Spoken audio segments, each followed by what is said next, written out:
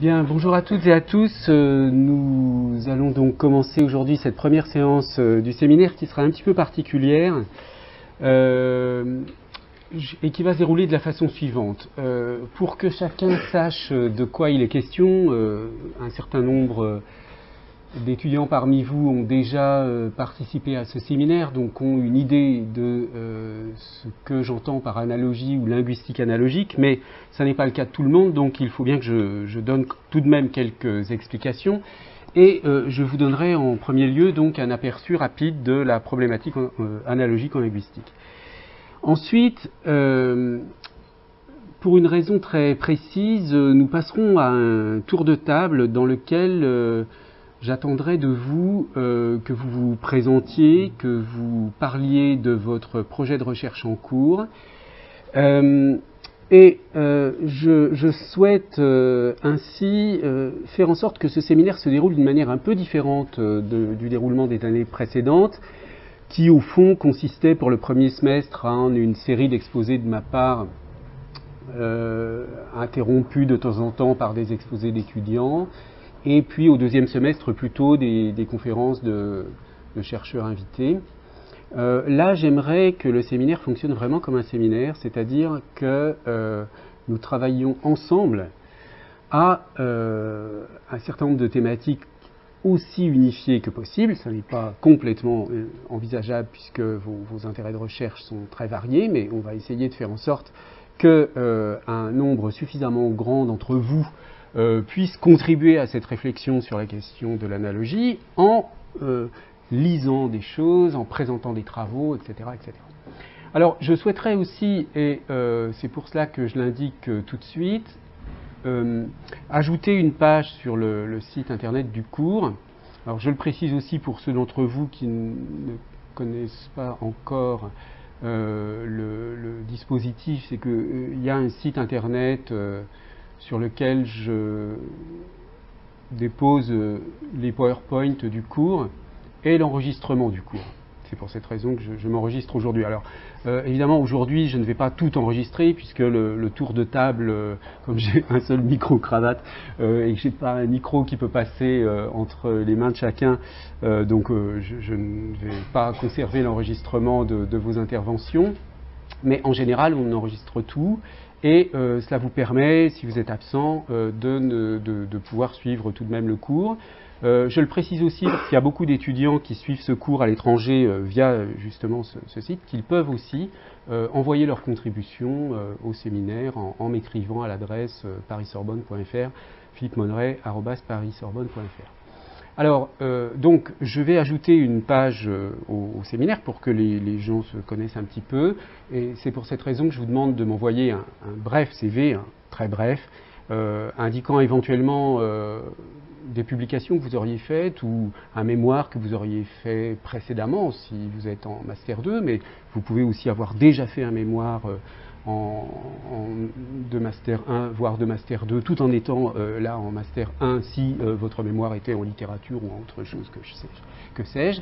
Donc le titre du mémoire avec le directeur de recherche et puis une photo, ça me permettra d'avoir une petite entrée pour chacun et d'avoir une visualisation de l'équipe qui constitue ce séminaire. Alors, bien que le but ultime de toute cette affaire soit un but lointain de la recherche et de la connaissance, il y a tout de même des exigences universitaires, il faut que je vous évalue. Pour l'évaluation, je vous demanderai donc un travail personnel qui sera un travail d'exposé ou un travail écrit, puisque vous êtes trop nombreux pour que tout le monde passe sous la forme d'un exposé, et il faudra une production par semestre. Alors je sais que dans le dispositif actuel, qui n'est pas idéal, un certain nombre d'entre vous ne peuvent suivre ce séminaire qu'au premier semestre, d'autres arrivent au deuxième semestre. Évidemment, l'idéal serait qu'on ait le même groupe toute l'année, mais enfin, donc je suis conduit à vous demander une production par semestre. Si vous suivez le cours, ce séminaire toute l'année, il va de soi que la production du premier semestre pourra être considérée comme une première ébauche du rendu final à la fin de l'année. J'attends une quinzaine de pages si c'est un travail écrit. Je ne l'ai pas précisé si c'est un exposé. C'est un exposé assez bref, de 10-15 minutes, suivi d'une discussion, bien sûr.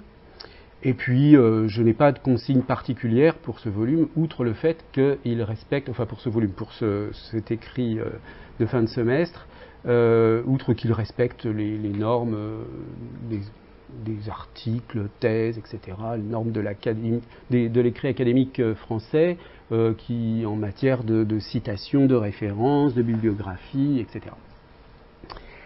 Alors donc je vais commencer par un petit aperçu très très rapide de la notion de linguistique analogique, et ensuite donc vous aurez la parole chacun à votre tour, et je prendrai quelques notes déjà sur ce que vous faites et ce que vous attendez de ce séminaire, mais je vous expliquerai ça plus en détail tout à l'heure.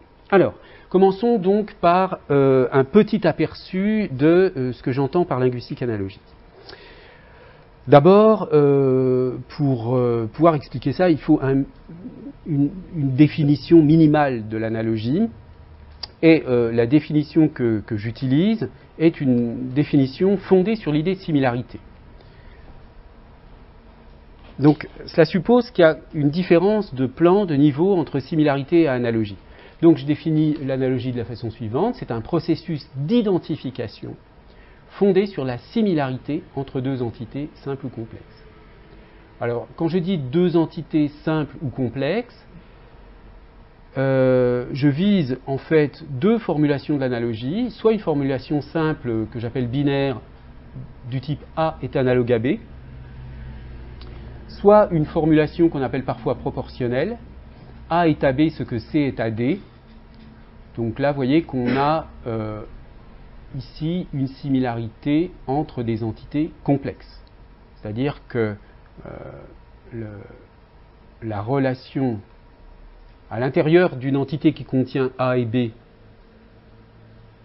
enfin, si vous voulez, la relation entre une entité 1 qui contient A et B et une entité 2 qui contient C et D peut être considérée comme une relation de similarité si A est à B, ce que C est à D. Donc, si vous voulez, la notion de proportion ici, d'analogie proportionnelle ou de similarité structurelle ou proportionnelle, renvoie à l'idée que les entités sont envisagées en tant que comportant des parties, hein, et que c'est la relation entre les parties d'une entité et les relations entre les parties d'une autre entité qui vont fonder la similarité entre ces deux entités. Bon, il n'y a pas de solution de continuité entre l'analogie binaire et l'analogie proportionnelle, mais je précise bien ces distinctions parce que dans une certaine tradition, disons essentiellement philosophique, le concept d'analogie est réservé à l'analogie proportionnelle. Donc la conception que je défends de l'analogie est un peu plus large, et disons elle est plus large tout simplement parce qu'elle se fonde sur toute similarité. Alors, voyez la distinction entre similarité et analogie. La similarité, si vous voulez, elle se situe sur un plan descriptif. C'est assez objectif. On peut dire qu'il y a une similarité ou pas, plus ou moins objectivement, entre deux choses. Alors, en comparant, par exemple, des traits communs, etc. L'analogie, ça va être le fait de considérer que ces deux choses différentes mais similaires peuvent être traitées comme identiques dans une certaine situation. On le verra plus tard, la similarité est neutre. C'est-à-dire qu'à partir d'une similarité, vous pouvez dire, oui, ces choses sont similaires, mais elles sont quand même dans le fond très différentes. Et dans d'autres cas, et donc là, il n'y a pas d'analogie. Hein. Il y a de la similarité, mais il n'y a pas d'analogie. Et dans d'autres cas, la similarité est le support de cette relation, de ce processus d'identification qui est nommé analogie. C'est-à-dire qu'on se fonde sur la similarité pour dire, ben, on peut traiter ces deux choses-là de la même façon. Pour prendre un exemple très simple, très élémentaire, typiquement linguistique, si deux mots ont des significations très proches, donc peuvent être considérés comme des synonymes, dans certains contextes, vous pouvez utiliser l'un ou l'autre. D'accord ? Alors, à partir de là, on peut distinguer trois types d'analogies qui vont être fondées sur trois types de similarités, en fait. En simplifiant beaucoup, on peut dire que dans n'importe quel système sémiologique, et le langage étant un cas particulier de système sémiologique, il y a des formes qui expriment des contenus. Hein. C'est-à-dire vous avez un contenu, une signification, etc. Et cette signification, elle est véhiculée par une forme.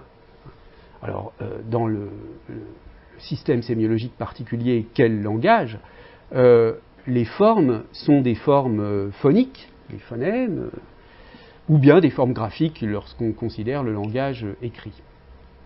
Et puis les contenus sont, selon les auteurs, des significations, des signifiés, voire des concepts. Bon. Alors, si on admet cette distinction entre forme et contenu, ou entre signifié et signifiant, si vous préférez, à ce stade, on peut considérer qu'il n'y a pas tellement de différence. Hein. Il y en a bien sûr, mais pour ce que je veux expliquer aujourd'hui, ces différences n'ont pas d'importance. On peut donc distinguer trois types d'analogies. Les analogies entre les formes, entre les contenus ou entre forme et contenu. Donc les analogies entre formes correspondent à toute analogie entre, alors là j'ai pris uniquement des cas de signifiants phoniques, hein, entre donc des signifiants phoniques, mais on pourrait aussi avoir des analogies avec des signifiants graphiques, par exemple dans le cas des calligrammes, hein, typiquement. Bon, les rimes, les paronomases, toutes sortes de jeux verbaux qui sont fondés sur des similarités entre les sons, entre les signifiants, sont des exemples de cas où on a une similarité entre des mots ou entre des séquences linguistiques, et des similarités qui vont conduire à des formes d'identification. Hein, vous savez bien, pour peu que vous ayez fait un tout petit peu de stylistique, que lorsqu'on commande des rimes dans un texte, dans un poème, on les commande surtout pour montrer que les deux mots qui riment, en fait, cette rime installe un rapport de sens entre les deux mots. Donc c'est ça l'analogie, d'une certaine façon. Les analogies entre contenus, c'est-à-dire fondées sur des similarités entre signifiés ou entre significations, renvoient aux notions classiques de synonymie, de polysémie, de métaphore, bien qu'il s'agisse là d'un cas un peu particulier, mais dans une métaphore, au fond, on a une relation de similarité qui est établie par la prédication métaphorique entre un sujet et une prédication métaphorique. Hein. Achille est un lion, voilà, j'établis un lien de signification entre Achille et le lion.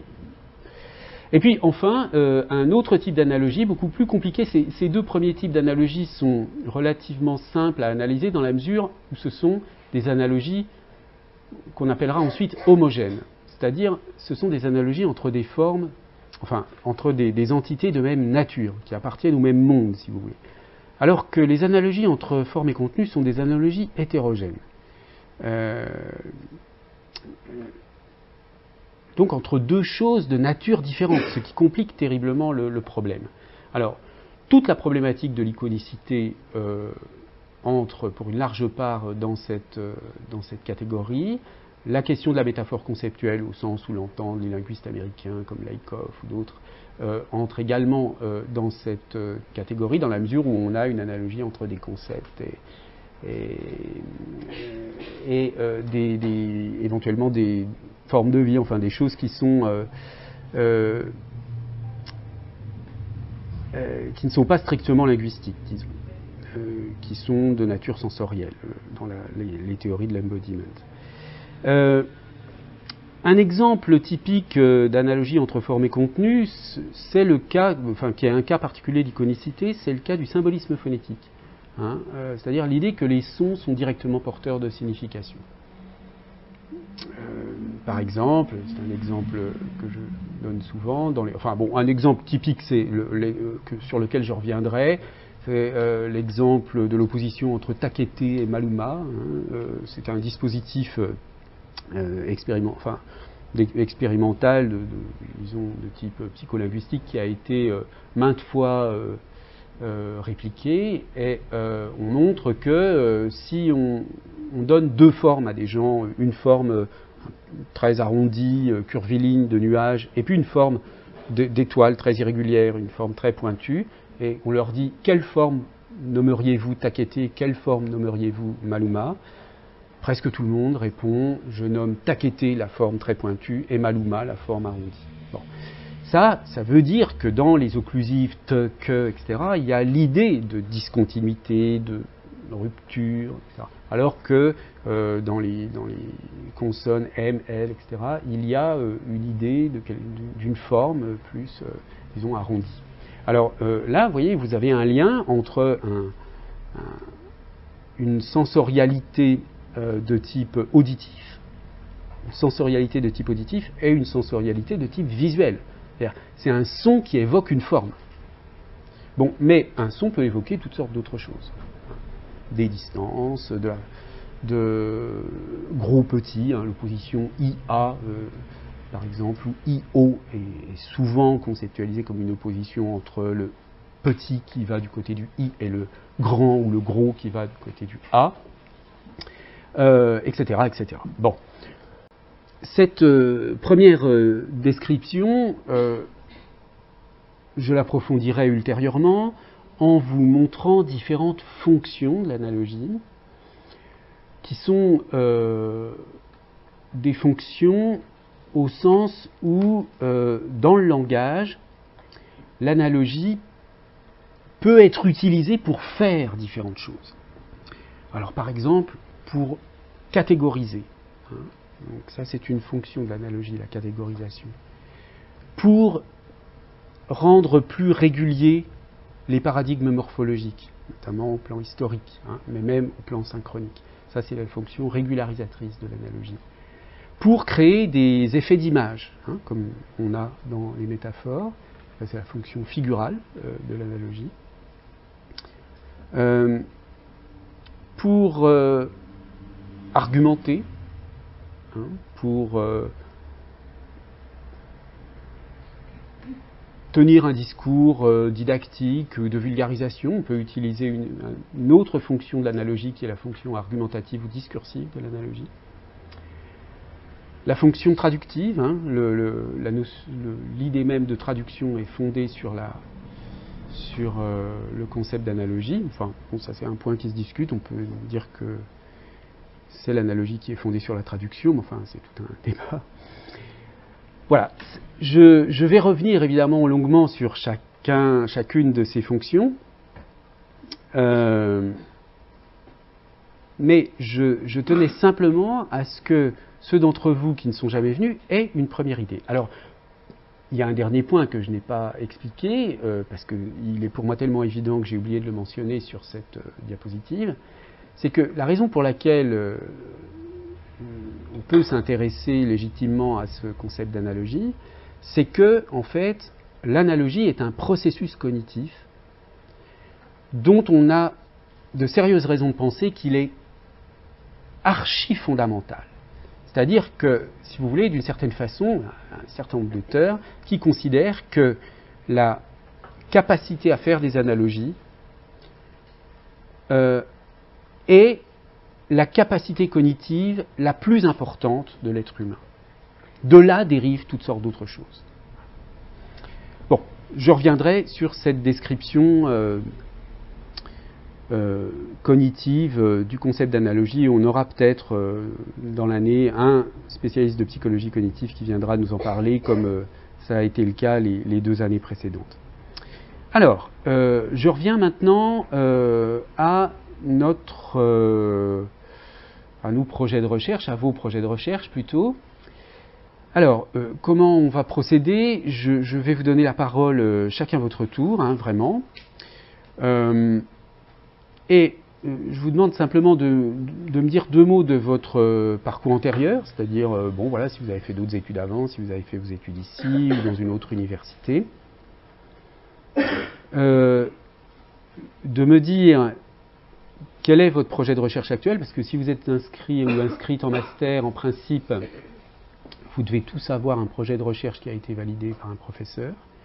Donc, normalement, vous avez un projet de recherche actuel. Donc, on essaiera de discuter un peu pour savoir dans quelle mesure il peut avoir un lien ou pas avec la problématique de ce séminaire.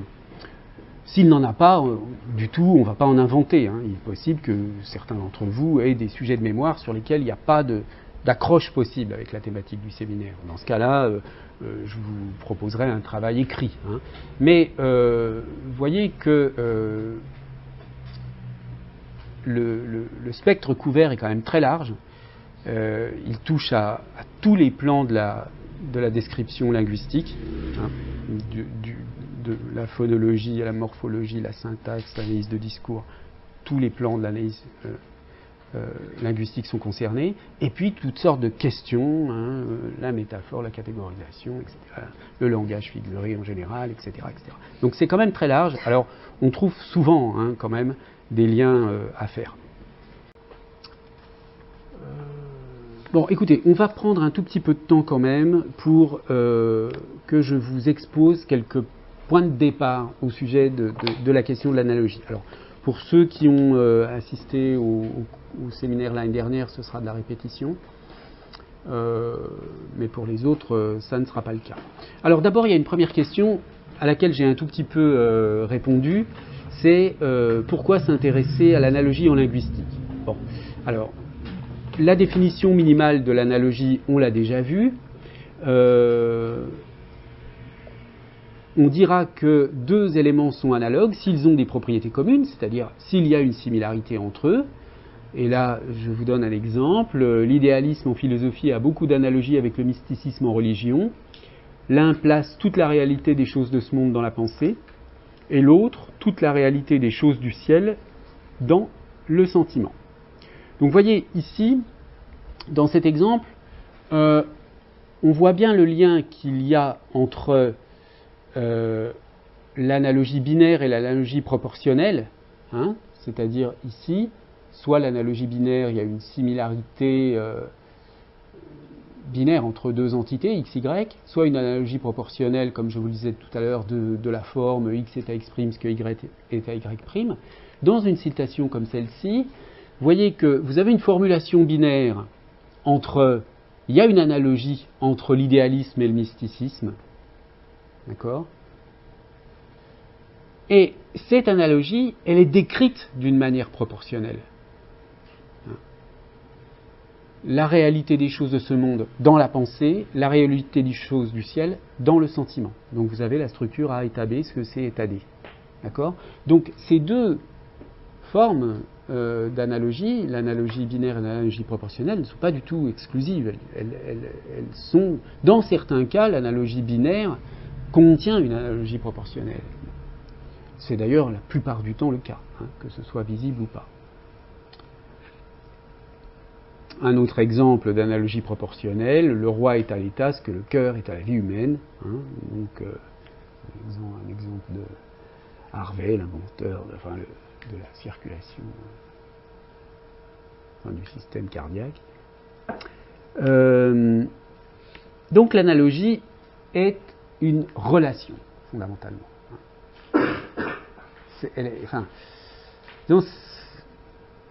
Là je regrette un peu cette formulation. C'est plutôt la similarité qui est une relation, et l'analogie est un processus fondé sur une relation.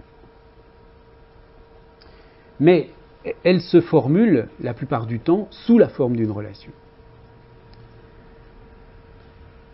Alors, maintenant que vous avez une sorte de sol sur lequel pouvoir penser cette notion d'analogie, on peut expliciter les raisons pour lesquelles c'est intéressant. Alors il y a deux genres de raisons. D'une part, le fait qu'il est très facile d'observer, mais je ne vais pas m'y attarder parce que ce serait trop long, très facile d'observer que l'analogie est présente dans de très nombreux aspects de la vie humaine. Vous avez un concept d'analogie très important dans le droit, dans la philosophie, dans la théologie, les sciences. La psychologie, c'est ce sur quoi on va travailler. Sur les études littéraires, hein, les questions comme il y a parmi vous un certain nombre d'étudiants littéraires, toutes les questions de genre, d'école, etc., sont fondées sur plus ou moins implicitement, sur des relations d'analogie entre des textes. Hein. Ce qui fonde un type de texte ou un genre de discours, c'est un certain nombre d'analogies entre ces textes ou ces discours, évidemment. Et puis il y a un autre aspect des études littéraires qui entre entièrement dans la rubrique de l'iconicité, c'est toute cette comment dire, tout cet exercice qui est très courant en France dans l'étude littéraire, qui consiste à étudier le style, enfin, disons, pourquoi un auteur a utilisé tel ou tel mot pour véhiculer telle ou telle idée, éventuellement idée esthétique, etc. Et là, vous voyez que c'est une problématique en fait qui relève de l'iconicité. C'est-à-dire qu'il y a cette croyance, lorsqu'on effectue ce type de travail, qu'un mot n'aurait pas pu remplacer un autre en raison notamment, mais pas seulement, de ses sonorités, de son spectre sémantique, etc., etc. Donc là, ça veut dire qu'il y a un lien entre la forme, la façon dont la chose est écrite, et le contenu, intellectuel ou esthétique pour dire ça rapidement. Et au fond, une part gigantesque des études littéraires est fondée sur ce type-là d'iconicité. Mais ça, en général, on ne le dit pas, et on ne le sait même pas vraiment d'ailleurs. Mais quand vous regardez les manuels de stylistique, en gros, ce sont des traités d'iconicité appliqués au texte. Bon, en théologie, peut-être un petit mot. Dans la théologie chrétienne, par exemple, vous avez des traités entiers sur l'analogie. Par exemple, chez saint Thomas d'Aquin, la question est de savoir comment est-ce qu'on peut prédiquer au sujet de Dieu, comment on peut parler de Dieu. Si je dis Dieu est bon, qu'est-ce que ça veut dire? Est-ce que ça veut dire qu'il est bon au sens où je peux dire qu'un homme est bon? Mais ça voudrait dire que Dieu est juste comme un homme, donc ça ne marche pas du tout. Il y a une sorte d'hérésie là-dedans. Mais je ne peux pas non plus dire qu'il est bon avec une bonté qui appartient au monde divin, ce monde divin étant sans aucune relation avec le monde humain. Eh bien, la théorie de saint Thomas d'Aquin, c'est de dire qu'il y a une analogie entre la bonté humaine et la bonté de Dieu. Ça n'est ni la même chose, ni complètement différent, c'est analogue. Ni univoque, ni équivoque, mais analogue. Donc, vous voyez que c'est une interrogation fondamentale sur l'ensemble du discours théologique qui est posé ici. Et c'est quelque chose qui a été très très travaillé.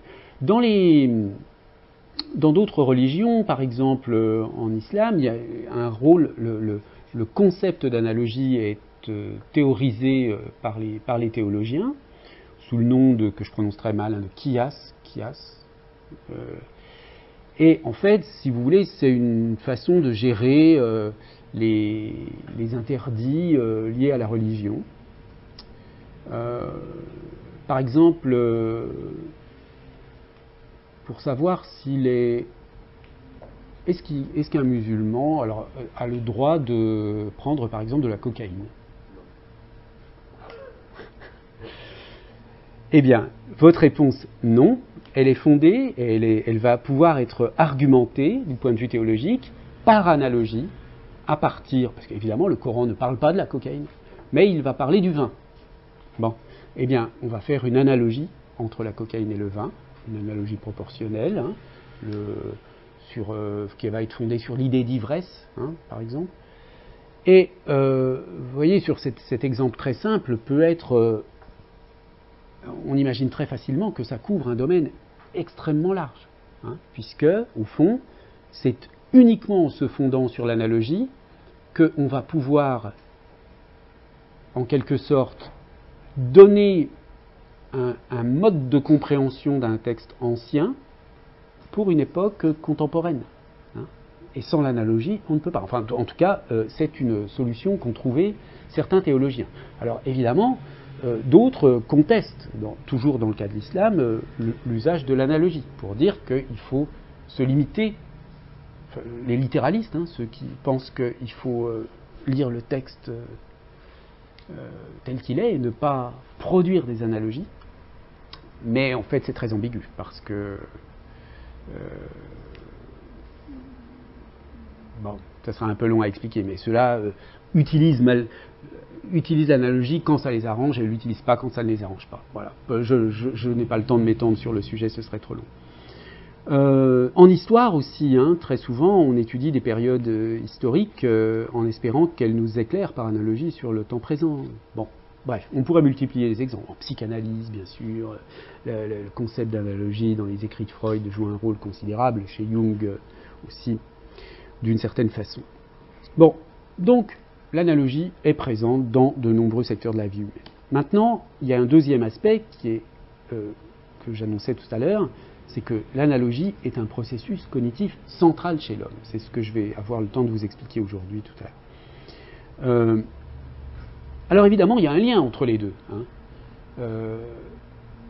Si l'analogie est présente dans... Enfin, et si omniprésente dans la vie humaine, c'est probablement parce qu'elle est un processus cognitif fondamental.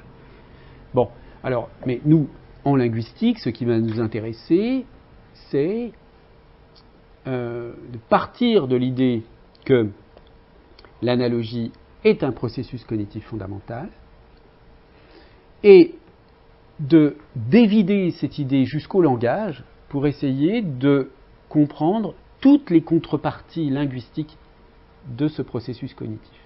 Tout ce qui relève de l'analogie dans le langage et qui vient d'une sorte de mécanique cognitive qui traite les similarités.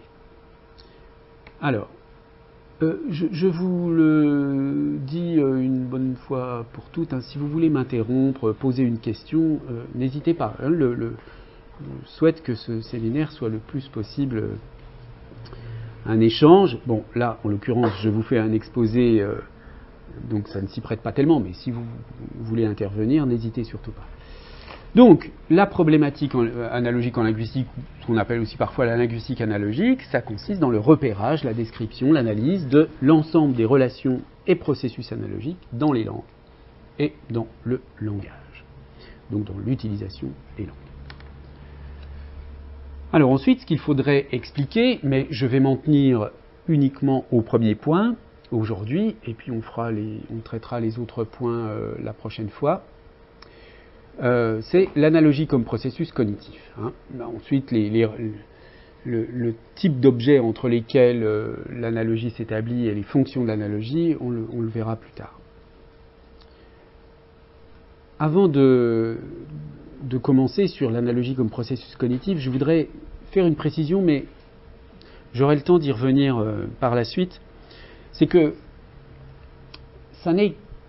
l'analogie pour moi, c'est extrêmement important, mais c'est qu'une moitié de l'histoire, d'une certaine façon. Hein. C'est un point que j'avais laissé de côté l'année dernière. J'en avais parlé au début du séminaire, il y a 2 ans, en présentant une sorte de complémentarité entre une linguistique de l'analogie d'un côté, enfin disons, entre une linguistique de la similarité d'un côté et une linguistique de la contiguïté de l'autre. Alors, je pense qu'effectivement, ces 2 aspects sont essentiels. Et je vous proposerai de relire un texte célèbre de Jacobson sur cette question dans une prochaine séance.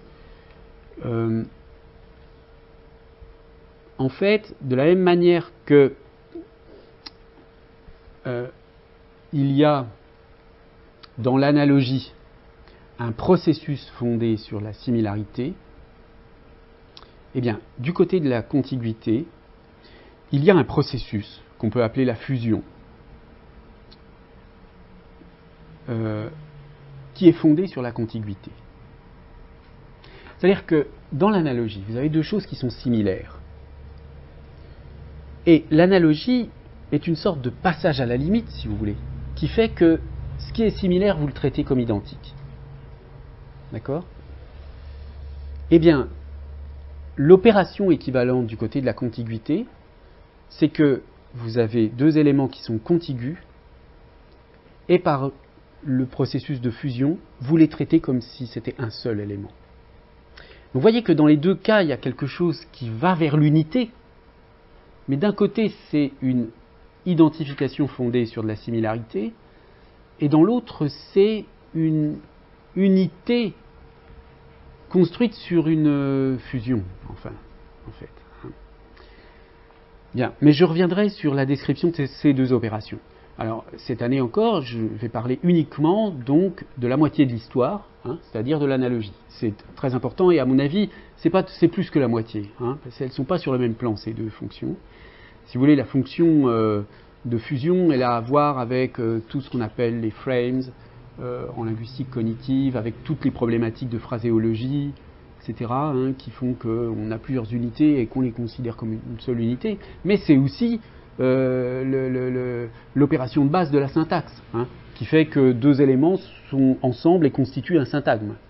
Donc, si vous voulez, c'est de la même façon qu'il y a des degrés dans la similarité, ce qu'on verra un peu plus tard, mais ce qui est relativement simple à comprendre, il y a aussi des degrés dans la fusion. Mais dans les deux cas, on va vers une sorte d'unité avec deux processus différents. Et ces deux processus-là sont, à mon avis, tout à fait fondamentaux à la fois dans la construction des langues et dans l'usage des langues, c'est-à-dire dans la pratique des langues. Alors, l'analogie comme processus central de la cognition humaine. Alors, je vous donne cette citation que je trouve bien commode, mais je vais être obligé de l'abandonner bientôt parce qu'elle va finir par dater, mais elle est très pratique parce qu'elle correspond bien à ce que... enfin, disons, elle reflète assez bien une direction de recherche. Donc, c'est une citation extraite d'une présentation de projet qui a impliqué plusieurs universités, vous voyez, 200 publications, et relativement récent, de 2006 à 2010. Bon, maintenant, ça fait quand même... ça va faire... 7 ans, bon, ça reste, on peut dire que c'est pas préhistorique comme étude. Alors, je traduis approximativement cette citation qui est en anglais. La capacité de produire des analogies. Alors, vous voyez, en français, on ne dirait pas de faire des analogies. Faire des analogies, c'est un peu bizarre. D'ailleurs, en anglais, je crois qu'on peut dire analogiser, qui en français passe très mal. Enfin, de toute façon, ce serait un néologisme. Bon. Produire des analogies, oui. Ce serait bien meilleur. Oui, on voit le traducteur. Ah oui, parce que, alors du coup, vous ne vous êtes pas présenté puisque vous êtes arrivé sur le tard. Alors, je vous donne la parole 2 minutes parce que tout le monde s'est présenté. Donc, je m'appelle Joël Mortensen et donc je suis traducteur de danois et d'anglais. Et donc j'ai été étudiant ici il y a 17 ans en littérature anglaise. Et je me suis intéressé à la synesthésie, c'est-à-dire la correspondance entre les modalités sensorielles. C'est un poète romantique anglais qui s'appelle Percy Bysshe Shelley, qui est connu pour être le mari de Mary Shelley, qui a écrit Frankenstein. Et à partir de la découverte de ce poète, qui était quelqu'un qui s'intéressait aux sciences et qui s'intéressait à la nature, et qui s'intéressait aussi à la philosophie, vraiment, il est mort très jeune, mais il s'intéressait à beaucoup de choses.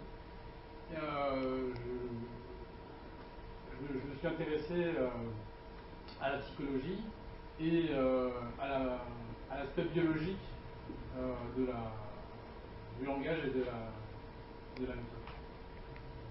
Et à partir de là, en fait, je suis devenu traducteur. J'ai arrêté mes études, mais j'ai continué à faire des recherches. Et je me suis intéressé notamment à la sémiotique. Et comme je suis à moitié danois, il y a beaucoup de choses très intéressantes au Danemark sur la biosémiotique. Donc comment, en fait, dans la nature, aussi bien dans les organismes eux-mêmes que entre les différents agents, les différents éléments dans la nature, aussi bien des êtres vivants que des plantes. Toutes les choses font signe. Alors, pour prendre un exemple qui, moi, sur lequel je me suis arrêté, parce que je le trouve assez fascinant, c'est par exemple, il y a des papillons qui ont développé, par l'évolution, en fait, certains papillons ont des yeux sur les ailes. Parce que ça les protégeait contre les prédateurs. Quand ils ouvraient leurs ailes, le prédateur avait l'impression de voir un visage.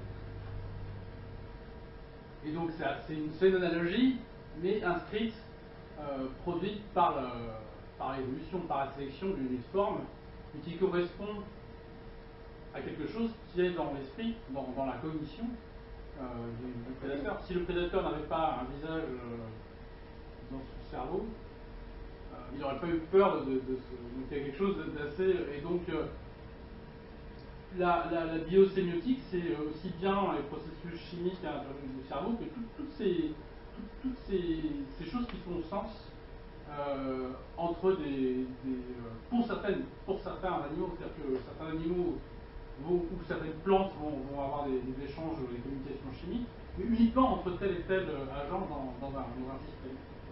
Et à partir de là, l'idée de système, l'idée de système se retrouve la plupart. C'est bien le système de la langue, ça fait partie. Voilà, donc ça amène très loin, et donc en fait, bon, ce qui m'a semblé central, c'est quand même la cognition qui m'apparaît être le cœur de l'interprétation. Et dans l'analogie, effectivement, c'est peut-être le cœur de l'interprétation. Donc voilà, c'est un peu, ça part un peu dans tous les sens. Mais je pense quand même que, oui, l'idée de système, en fait, c'est de tourner en fait entre l'idée de système, entre l'idée d'analogie et la psychologie cognitive, permet peut-être de cerner quelque chose d'intéressant par rapport à déjà à l'existence, comment on perçoit le monde.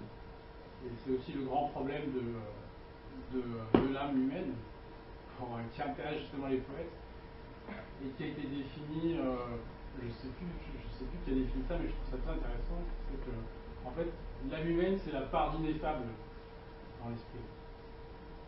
Donc, c'est une quête à la fois psychologique et politique aussi.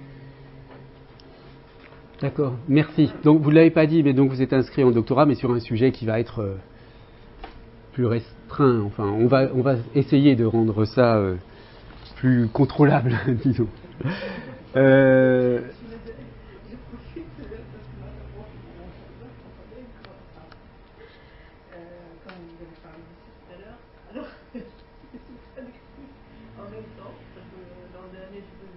Ah oui, oui, oui. Alors le traducteur a pas mangé, mais entre le français et l'arabe, il n'est pas vu, mais... Oui, oui, oui. Non, mais je m'en souvenais. Ok. Alors, donc, je reprends, merci, sur cette formulation d'un projet autour de l'analogie. Cette citation vise à vous montrer que lorsque je vous dis lorsque je prétends là que l'analogie est un processus central de la cognition humaine, je m'appuie quand même sur des études sérieuses sur le sujet. Alors, donc la capacité à produire des analogies est au cœur de la cognition humaine, et c'est le mécanisme fondamental qui permet aux humains de s'engager dans des processus mentaux complexes comme la pensée, la catégorisation, l'apprentissage. Vous voyez, un peu les blocs énormes qui sont couverts par ça. Sans l'analogie, pas de pensée, pas de catégorisation, pas d'apprentissage. Donc qu'est-ce qui vous reste? Pas grand-chose. Hein. Et en général, comprendre le monde, qui permet de comprendre le monde et d'agir avec efficacité sur lui en se fondant sur son expérience passée. La capacité de voir une expérience nouvelle, un objet nouveau, une situation ou une action nouvelle comme étant la même, enfin similaire, hein, the same, on va traduire par similaire, à une plus ancienne, et ensuite d'agir approximativement tout en faisant un réglage plus fin ensuite pour s'adapter à la nouvelle expérience, c'est d'une manière presque indubitable une des capacités qui fait que les êtres humains, enfin qui situe les êtres humains à part des autres espèces animales. Donc là, dans cette citation, vous avez cette idée qui est constante, hein, qui est une idée de base autour de la définition cognitive de l'analogie, c'est que l'analogie vous permet d'appréhender le nouveau à partir du connu. C'est-à-dire, vous avez toutes sortes d'expériences qui sont mémorisées. Alors, quand je dis expérience, évidemment, il peut s'agir de n'importe quel type d'expérience, mais en matière linguistique, tout ce qui se mémorise sur n'importe quel plan, c'est-à-dire au plan à la fois phonologique, morphologique, sémantique, pragmatique, tout ce que vous voulez. Bon, vous avez des choses mémorisées. Et puis vous avez des situations dans lesquelles, des situations nouvelles, c'est-à-dire qui ne correspondent pas à ce que vous avez mémorisé.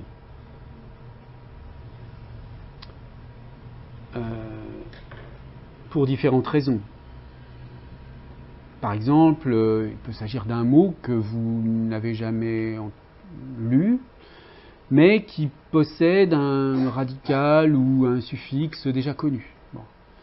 Donc en vous fondant sur vos connaissances, vous allez transférer quelque chose, faire une analogie pour essayer de trouver le sens du mot. Vous pouvez être confronté à un texte dont vous comprenez chacun des mots séparément, mais le texte en entier vous échappe.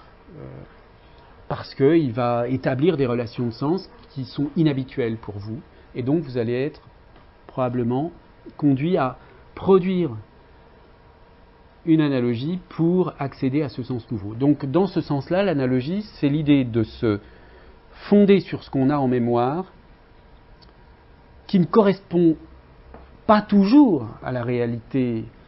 Sinon, d'une certaine façon, notre vie serait déjà terminée. On aurait en mémoire tout ce qui nous arrive, tout ce qui va nous arriver. Mais heureusement, il nous arrive des choses nouvelles parfois. Mais ces choses nouvelles, nous les appréhendons à partir du connu. C'est ça, l'analogie pour les psychologues au départ. Alors, là, il y a une précision à donner, c'est que là aussi, ça n'est qu'une moitié de la réalité de l'analogie. Effectivement, décrit de cette façon-là, le processus analogique donne l'impression que tout le nouveau est rabattu vers le déjà connu. Et c'est parfois et souvent le cas. C'est-à-dire, dans notre vie, on a tendance à être effrayé par l'inconnu radical, et donc à faire en sorte que tout ce qui nous entoure puisse être intégré comme des choses déjà connues.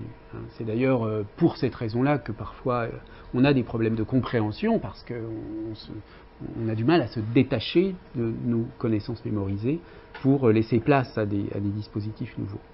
Donc, certes, l'analogie permet de ramener l'inconnu à du connu. Mais inversement,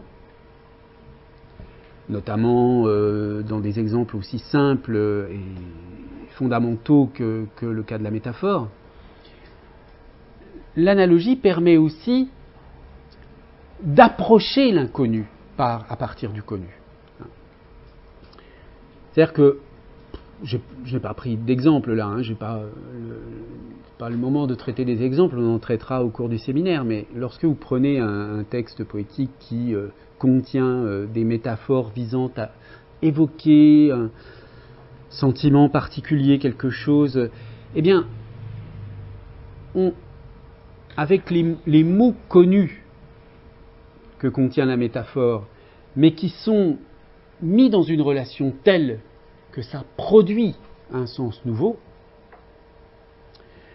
ce que Ricoeur appelle l'innovation sémantique, lorsque cette sorte de conflagration de sens produit un sens nouveau, grâce aux mots connus, nous approchons un sens qui nous échappe encore, mais qui nous mène vers quelque chose de nouveau. Donc l'analogie ne fait pas que ramener l'inconnu au connu. Elle permet aussi d'approcher l'inconnu à partir du connu. Il y a ces deux faces dans l'analogie. Alors, parmi les conclusions du rapport qui a été remis à l'issue du projet de recherche dont je parlais il y a un instant, il y a les points suivants. Alors le premier point, c'est l'idée que l'analogie n'est pas un mécanisme indépendant dans la cognition humaine. Si vous voulez, autrement dit, il n'y a pas un endroit du cerveau qui gère les analogies. l'analogie, la possibilité cognitive, fonctionnelle, si vous voulez, d'effectuer des analogies, des processus analogiques, elle suppose l'intégrité de plusieurs processus élémentaires. Donc, elle repose sur ces mécanismes élémentaires qu'on appelle parfois les fonctions exécutives. En d'autres termes, l'analogie recrute des micro-processus cognitifs indépendants pour faire quelque chose d'autre. Ces processus, que sont donc les fonctions exécutives, sont principalement les processus de mémorisation, d'inhibition et la flexibilité cognitive.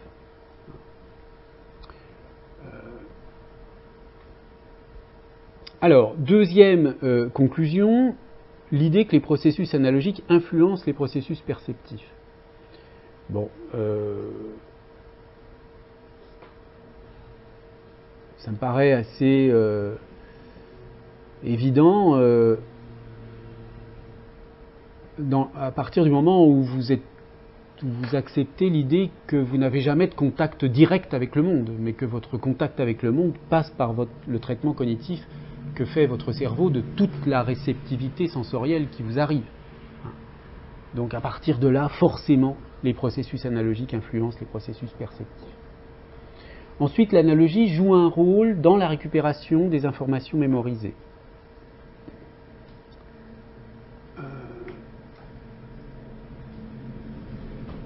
Avant-dernier point, les émotions associées sont transférées, c'est-à-dire que si vous établissez une analogie entre un stimulus quelconque et un autre stimulus auquel sont associées des émotions négatives, par exemple.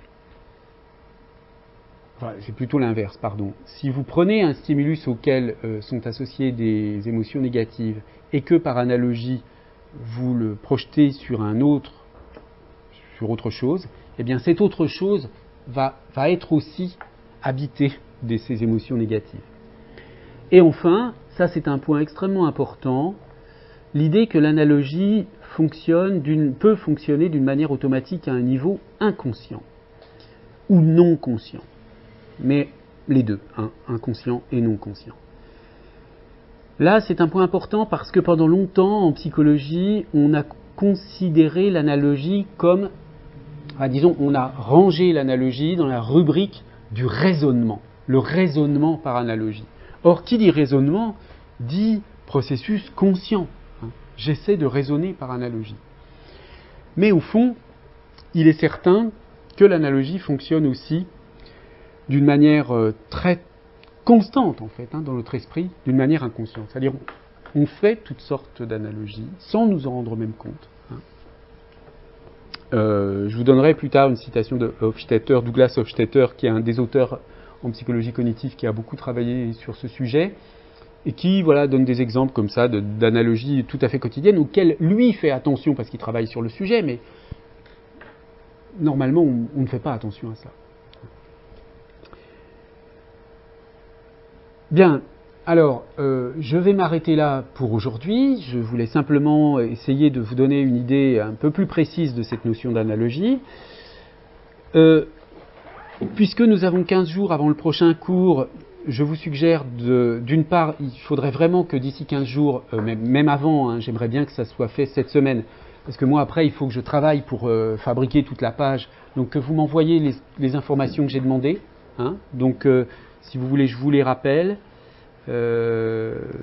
C'était donc un bref CV, le titre du mémoire avec le directeur de recherche. Si c'est un titre provisoire, c'est pas grave, vous indiquez le titre provisoire ou le thème, et puis une photo. Et moi, j'aurai 15 jours pour mettre tout ça en ligne et faire en sorte qu'on se mémorise, que vous mémorisiez les uns les autres plus facilement grâce à ce moyen. Et puis donc, oui, je vous donne la parole dans 2 secondes.